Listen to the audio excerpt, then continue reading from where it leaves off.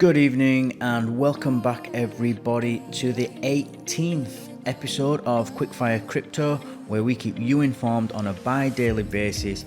If you're interested in keeping up to date on all things crypto, then subscribe to the channel. We put out a new video every 12 hours. And the story that we've got tonight for you, well, it's not so much a story, but more a comment from one of the leaders, one of the thought leaders and CEOs in the crypto world, is from Coinbase CEO Brian Armstrong, and he says that crypto markets need regulation to avoid more washouts like FTX. And if you've seen any of my most recent episodes, you will know that all about FTX and what's happened there with SBF, and what's continuing. The fallout is just continuing. Every day we seem to be learning more and more of how he's basically, he's completely insolvent now, but how he's basically played with users' deposits to lend out to another company that he was the CEO of called Alameda Research, and they have traded away all that. They have not been profitable when they've been trading. They passed themselves off as a trading company or a trading desk, but they've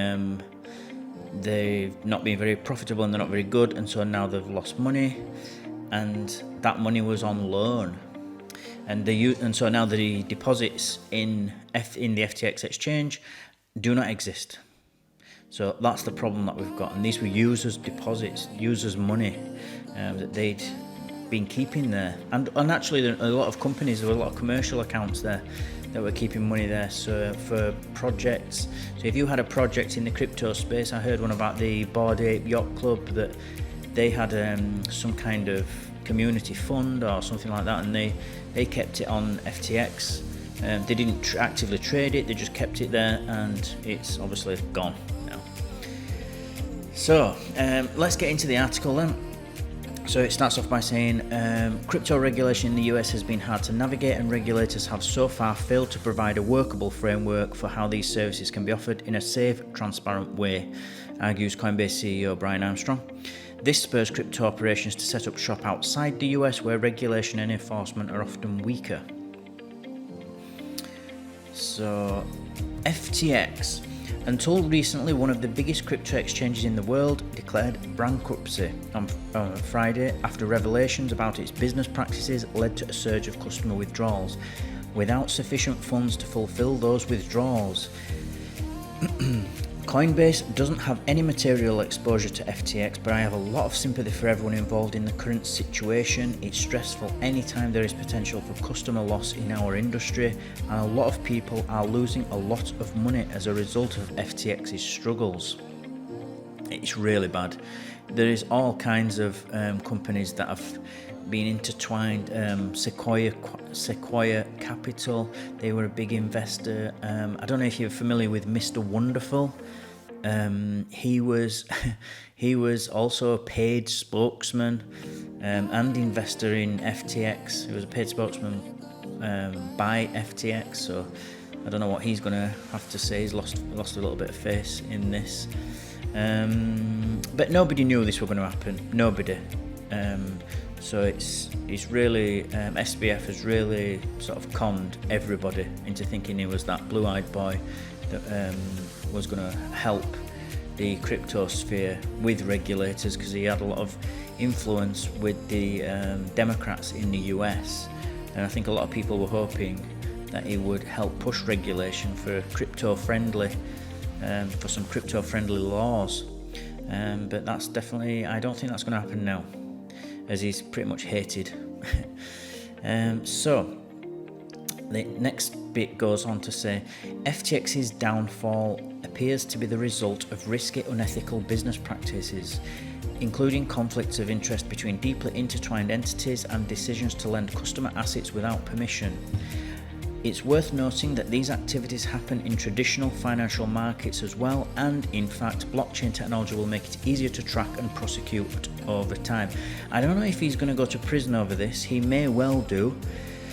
He was operating out of the Bahamas, but that doesn't make him immune. And also he had FTX US, which in my most recent videos was still running normally, and I reported that fact, but since has now filed for Chapter 11 bankruptcy along with FTX International. So I think they've been, and I've also had a look on Etherscan, and their Ethereum addresses are intertwined somehow, and that shouldn't be. They should be completely separate legal entities, and it doesn't look like, financially at least, that was the case.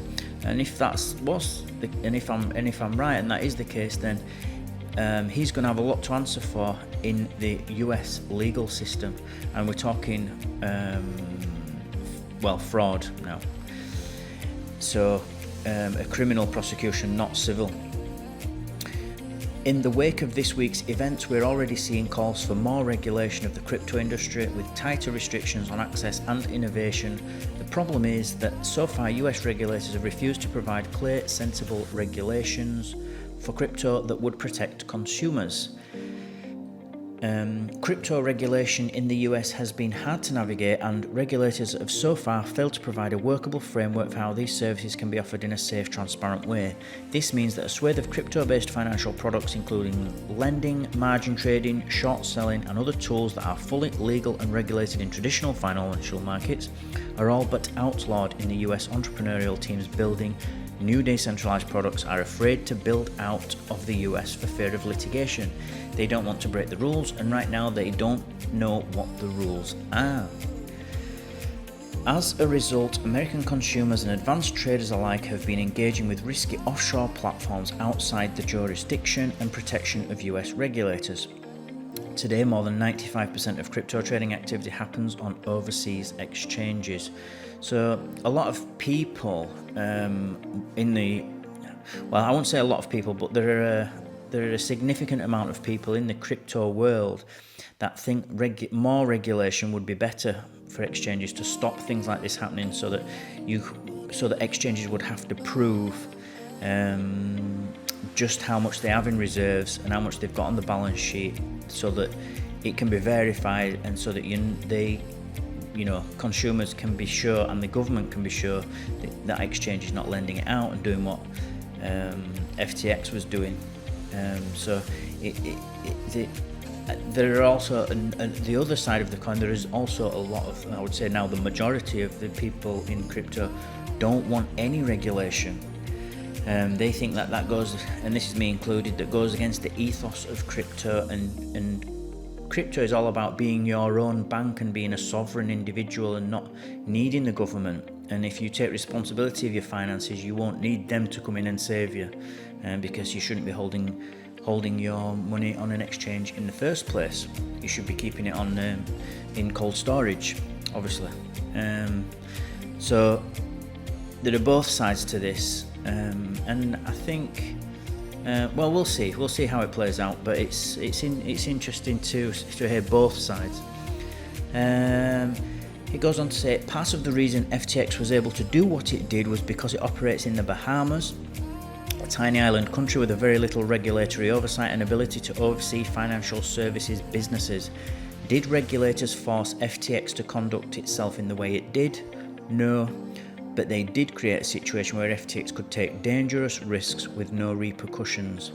And this is the argument that if crypto had good and clear rules around it as to, and I'm talking about now the SEC and Gary Gensler, in regards to what security is, and we know that means passing the Howey test, but we don't know which ones have passed and which ones have not passed.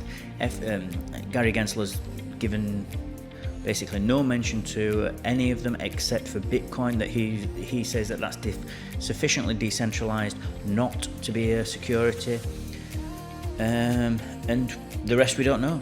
Is Ethereum a security? We don't know.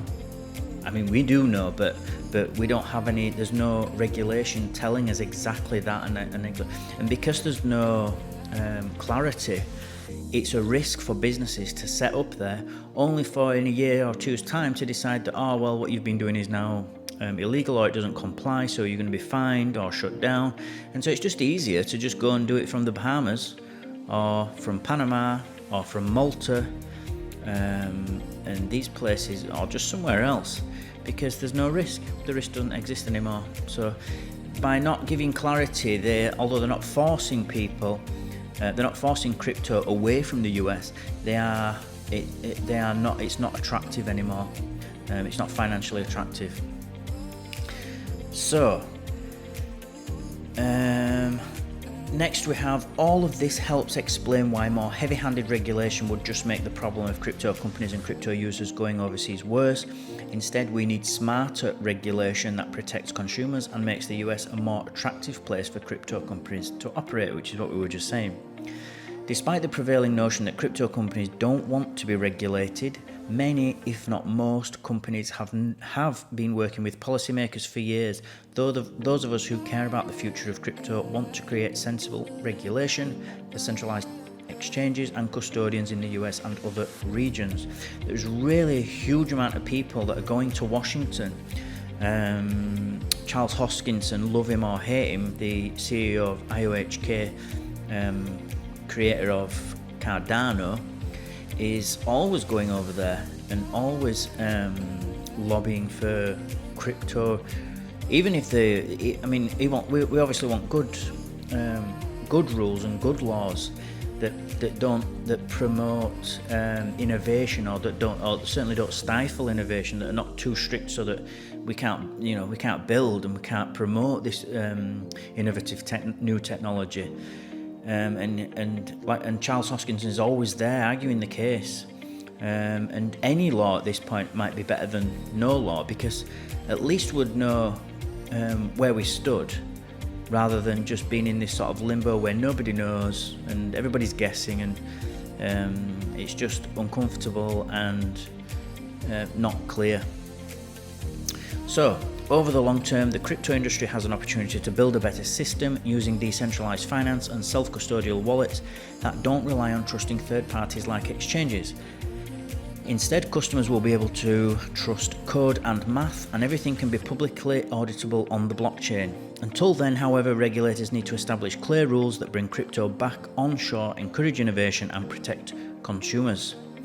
The US has always prided itself on being at the vanguard of new technology and industries, with more than 200 million global crypto users and countries beginning to pilot digital currency programs, these are CBDCs, and accept Bitcoin as legal tender. Crypto's time has come. Now the US has a choice: take the lead by providing clear, business-forward regulation, or risk losing out on a key driver of innovation and economic equality. And I think Brian's right there. I think they will lose out. I think crypto is just inevitable now. It's just, it's coming. It's too big to shut down. We've come too far.